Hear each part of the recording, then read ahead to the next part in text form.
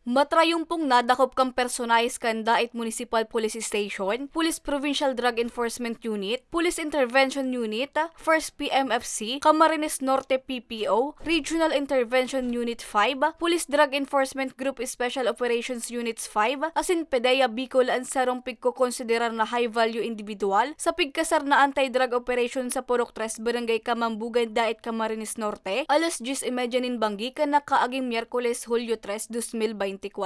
Binisto ang sospek na si alias Lan, 35 anyos, asin residente ka na sabing lugar. Sigun sa tagapagtaram kan Daet Municipal Police Station na si Police Captain Leoncio Garfin Jr., haloy naman daan nindang pigmonitor ang sospek kung sa inako akan operatiba sa posisyon kaini, ang 18 heat cell transparent plastic sachet, nin pigtutubuda na shabu na may gabat na 100 gramo asin nagkakantidad nin 680,000 pesos. Sa pagkakakuha ng detalye ng mga operating elements natin, ito ay tsimpo na siya ay magkaroon ng bypass operation, siya ay binabagsakan pa lang, siya ay binadalaan pa lang ng illegal na droga, kaya ito po ay naanggapan natin na hindi ma-dispose sa community.